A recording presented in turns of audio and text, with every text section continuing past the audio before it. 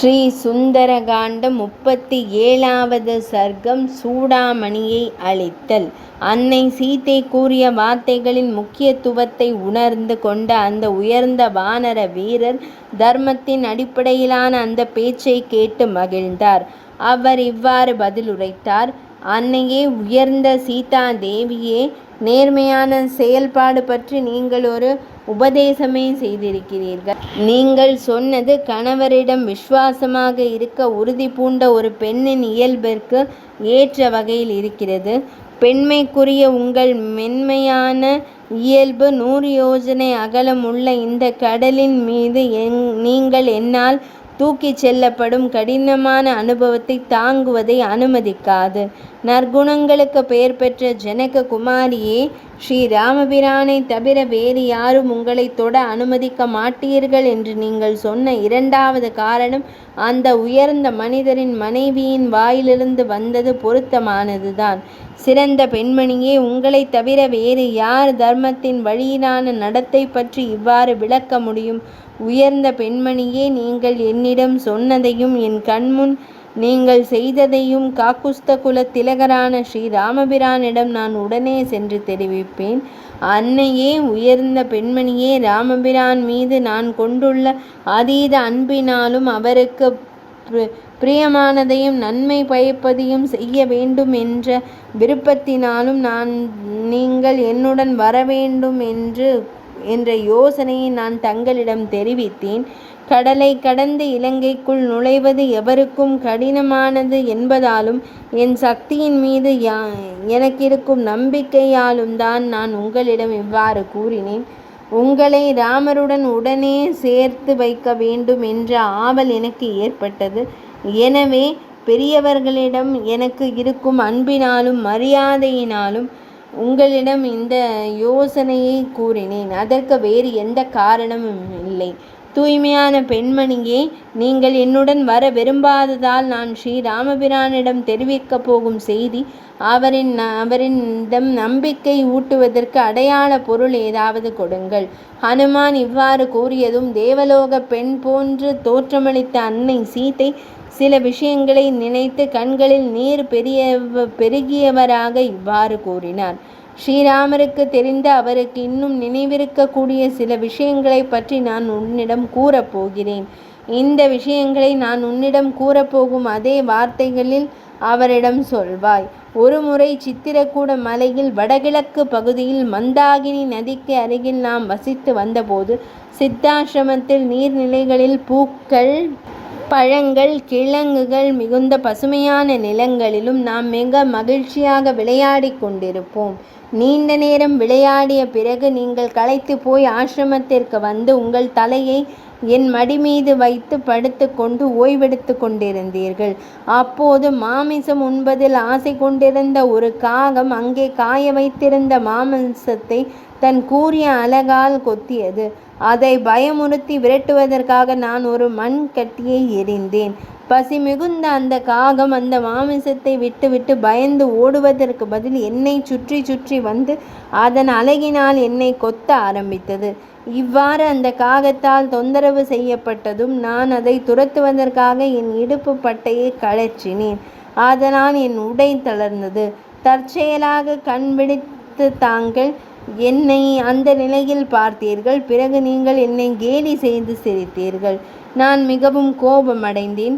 காகம் என்னை குத்தியதால் சோர்வடைந்து போயிருந்தேன். அவமானத்தினால் உங்கள் மடியில் அமர்ந்தேன். கோபமாக இருந்த என்னை நீங்கள் சமாதானப்படுத்தினீர்கள். நான் கண்ணீர் சிந்தியபடி என் கண்களை துணியால் துடைத்து கொண்டதை பார்த்த தாங்கள் நான் அந்த காகத்தின் தாக்குதலால் எனக்கு எந்த அளவிற்கு மனம் வருந்தினேன் என்பதை புரிந்து கொண்டீர்கள். களைப்படைந்திருந்ததால் உங்கள் மடியில் தலை வைத்து நான் சற்று நேரம் உறங்கினேன். அதற்கு பிறகு நீங்கள் என் மடியில் தலை வைத்து உறங்கினீர்கள். அப்போது அந்த காகம் மீண்டும் என்னிடம் வந்தது. நான் அப்போதுதான் தூங்கி முடித்து வலியுடன் எழுந்தேன். அப்போது அந்த காகம் மீண்டும் திடீரென்று என் மார்பில் தாக்கியது. அந்த காகம் பலமுறை என்னை காயப்படுத்தியது. என் உடலிலிருந்து இரத்தம் ஒழுகி உங்கள் உடலை நனைத்தது. இவ்வாறு அந்த காகத்தால் துன்பப்படுத்தப்பட்டதால் என் மடியில் ஆழ்ந்து உறங்கிக் கொண்டிருந்த உங்களை நான் எழுப்பினேன். என் மார்பில் காயம் ஏற்பட்டிருந்ததை பார்த்ததும், வீரரான ராமபிரானே, சீண்டப்பட்டதால் சீற்றம் கொண்ட பாம்பை போல் நீங்கள் என்னை கேள்வி கேட்க ஆரம்பித்தீர்கள். அழகான பெண்ணே, உன் மார்பில் காயம் ஏற்படுத்தியது யார்? ஒரு 5 தலை நாகத்தோடு விளையாடுவது யார்?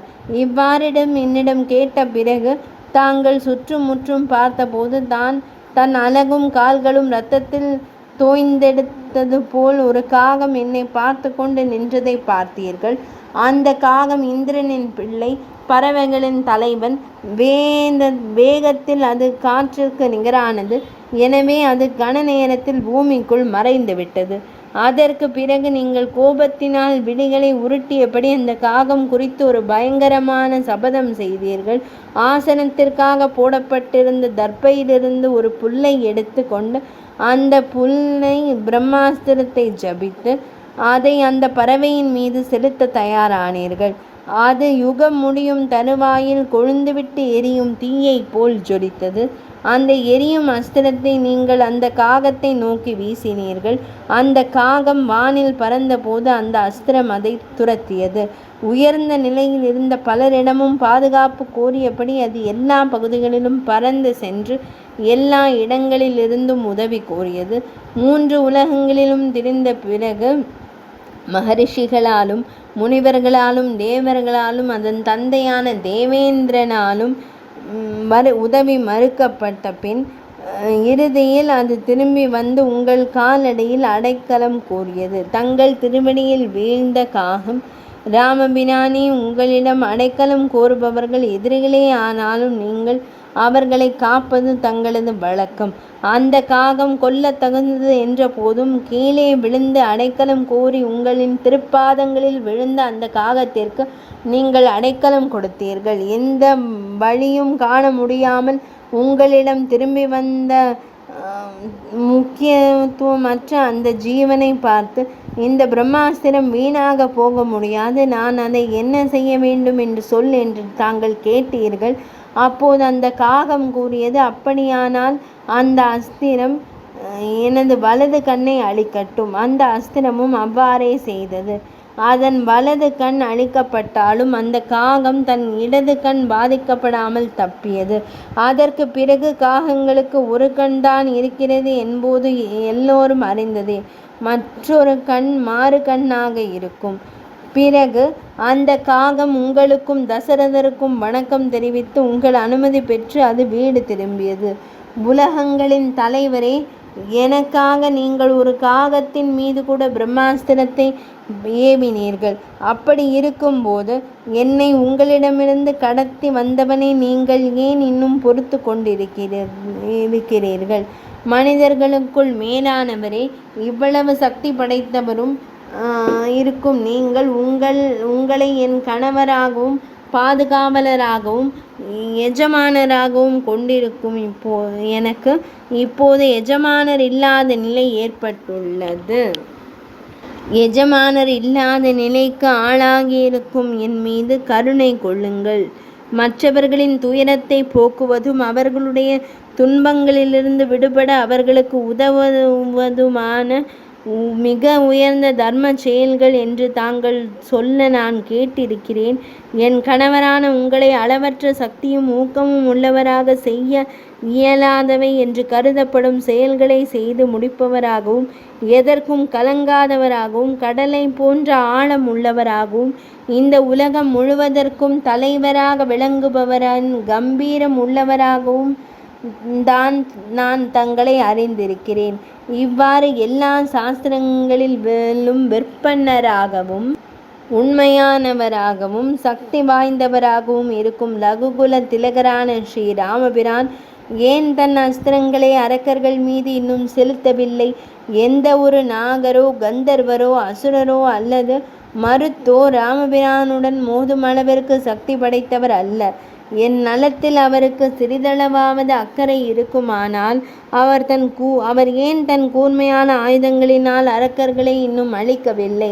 எதிரிகளுக்கு அச்சத்தை விளைவிப்பவரான சக்தி மிக்க வீரம் நிறைந்த அந்த லக்ஷ்மண சுவாமி ஏன் என்னை இந்த நிலையிலிருந்து மீட்க அவருடைய சகோதரரின் அனுமதியை இன்னும் பெறவில்லை?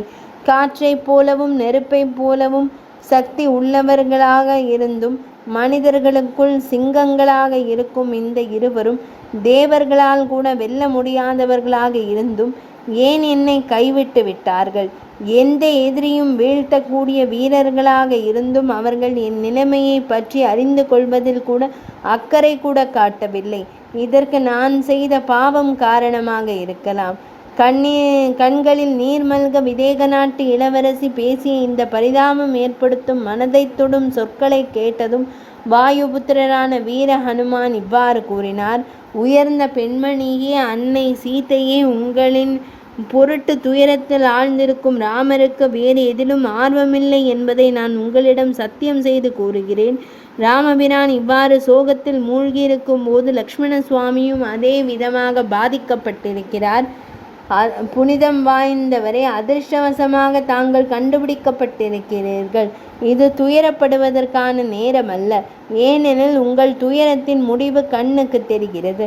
உங்களை கண்டுபிடிப்பதற்காக சோர்வின்றி பாடுபட்டு கொண்டிருக்கும் அந்த 2 சக்தி வாய்ந்த சிங்கம் போன்ற வீரர்கள் இந்த இலங்கை நகரத்தை சாம்பலாக்கி விடுவார்கள். அழகிய பெண்மணியே, ராமபிரான் ராவணனை அவனுடைய எல்லா உறவினர்கள் மற்றும் ஆதரவாளர்களுடன் போரில் அழித்து உங்களை அவருடைய நகரத்திற்கு திரும்ப அழைத்து போகப் போகிறார். ராமபிரானிடமும் சக்தி வாய்ந்த லக்ஷ்மண சுவாமியிடமும் தைரியம் மிக்க சுக்ரீவரிடமும் நான் என்ன கூற வேண்டும் என்பதை தெரிவியுங்கள். ஹனுமானின் ஆறுதலான வார்த்தைகளை கேட்ட பிறகும் ஒரு தேவலோக பெண் போன்ற தேஜஸுடன் விளங்கிய அன்னை சீதை தொடர்ந்து துயர மனநிலையிலேயே இருந்தார். அந்த வானர தலைவரிடம் அவர் இவ்வாறு கூறினார். இந்த உலகை காப்பதற்காக அன்னை கௌசல்யா ஈன்றெடுத்த அந்த உயர்ந்த உள்ளம் கொண்டவருக்கு என் மரியாதை மிகுந்த வணக்கத்தை தெரிவியுங்கள். அவருடைய நலம் பற்றி நான் விசாரித்ததாக அவரிடம் கூறுங்கள். காட்டில் ஸ்ரீராமபிரானுக்கு சேவை செய்து தர்மவானாக லக்ஷ்மண சுவாமி வாழ்ந்து கொண்டிருக்கிறார். அவரை ஈன்றெடுத்ததன் மூலம் அன்னை சுமித்ரை ஒரு கீர்த்தியுள்ள மகனின் தாயாகிவிட்டார். மலர் மாலைகள், ரத்தினங்கள், அன்பு காட்டும் அழகிய பெண்கள், உலகில் பெற கடினமான பெரும் செல்வங்கள், சுகங்கள் இவை அனைத்தையும் துறந்துவிட்டு தன் தாயையும் தந்தையையும் வணங்கிவிட்டு அவர் ராமரை பின்தொடர்ந்து வந்தார். சிங்கத்தை போன்ற தோள்களை கொண்ட உயர்ந்த உள்ளம் கொண்ட அந்த மனிதர் எனக்கும் ஸ்ரீராமபிரானுக்கும் அவருடைய தாய் தந்தையருக்கும் சேவை செய்வது போல் சேவை செய்தார். நான் கடத்தப்பட்ட போது லக்ஷ்மண சுவாமி என் அருகில் இல்லை. அவர் பெரியோர்களுக்கு சேவை செய்வதில் மகிழ்ச்சி அடைபவர். அவர் மிகவும் புத்தி கூர்மை உள்ளவர், குறைவாகவே பேசுபவர். அவர் என் மாமனாரான தசரத சக்கரவர்த்திக்கு நிகரானவர். ஒரு சகோதரராக அவர் ராமபிரானுக்கு சேவை செய்வதை விடவும் ஒரு தந்தையை போல் என்னை விடவும் அதிகமாக சேவை புரிந்து வந்திருக்கிறார். அவர் எல்லோருக்கும் பிரியமான இளவரசர். அவரை பார்த்து கொண்டிருப்பதில் ராமபிரான் இறந்து போன தன் தந்தையை கூட மறந்துவிடும் அளவிற்கு ராமருக்கு மிகவும் பிரியமானவர் ஆவார். தனக்கு எந்த பணி கொடுக்கப்பட்டாலும் அதை மிகவும் பொருத்தமான விதத்தில் நிறைவேற்றும் திறமை படைத்தவர் அவர். ராமருக்கு பிரியமானவரான, அவருக்கு மிகவும் கீழ்ப்படிந்தவரான, எல்லா விதத்திலும் திறமை வாய்ந்த ஒரு நண்பரை போன்று விசுவாசம் கொண்ட லக்ஷ்மண சுவாமியை நான் கனிவுடன் விசாரித்ததாக நீ தெரிவிக்க வேண்டும். உயர்ந்த வானரரே, என்னுடைய இந்த துன்பமான நிலையிலிருந்து என்னை மீட்க தேவையான எல்லா நடவடிக்கைகளையும் ராமபிரான் எடுக்கப் போகிறார் என்பதற்கான உறுதியாக நீ விளங்குகிறாய். உன் முயற்சிகளாலும் எடுத்த சொல்லாலும் என் பொருட்டான இந்த விஷயத்தில் ராமர் செயல்பட வைக்கப்பட வேண்டும். என் பிரபுவும் எஜமானருமான வீரமிக்க ஸ்ரீ ராமபிரானிடம் நான் இப்போது உன்னிடம் சொல்லப் போவதை அப்படியே கூறுவாயாக. தசரதரின் குமாரரே, நான் 1 மாதம் மட்டும்தான் என் உயிரை வைத்திருப்பேன் என்று சொல்லும் போது உங்களிடம் நான் உண்மையாக சொல்லுகிறேன், அதற்கு மேல் நான் உயிரை வைத்திருக்க மாட்டேன். வீரரே, கௌசிகி பாதாள உலகத்திலிருந்து மீட்கப்பட்டது போல் இந்த தீய எண்ணம் கொண்ட அற்ப ராவணன் என்னை வைத்திருக்கும் சிறையிலிருந்து என்னை விடுவிக்க மனம் வையுங்கள். பிறகு சீதை தன் உடையிலிருந்து சூடாமணி என்ற அந்த விலையுயர்ந்த இரத்தினக்கல் மோதிரத்தை அவிழ்த்து, இதை ரகுகுல திலகரான ராமபிரானிடம் கொடுங்கள் என்று கூறி அதை ஹனுமானிடம் கொடுத்தார். வீரரான ஹனுமான் அந்த ஒப்பற்ற ஆபரணத்தை அன்னை சீதையிடமிருந்து பெற்று கொண்டு அதை தன் விரலில் அணிந்து கொண்டார். அது அவருக்கு கச்சிதமாக பொருந்தியது. அந்த ஆபரணத்தை அணிந்து அந்த உயர்ந்த வானரர் அன்னை சீதையை வலம் வந்து அவர் முன் வந்து நின்று கரங்களை கூப்பி அவரை வணங்கினார். சீதையை கண்டுபிடித்ததால் அதிக மகிழ்ச்சியுடன் இருந்த அவர் உடலால் மட்டும்தான் அங்கே இருந்தார். அவர் மனம் ஏற்கனவே ராமபிரான் இருந்த இடத்திற்கு போய்விட்டது. சீதை அணிந்திருந்த அந்த ஆபரணத்தை பக்தியுடன் யாரும் பார்க்காமல் அவர் வாங்கி கொண்டு விட்டார். பெரும் காற்று அடித்து சென்ற பிறகு அமைதி அடைந்த மலையைப் போல் அமைதியாக இருந்த அவர் மனம் இப்போது இலங்கையிலிருந்து திரும்ப வேண்டியது குறித்த சிந்தனையில் ஆழ்ந்தது. 37ஆம் சர்க்கம் நிறைவடைந்தது.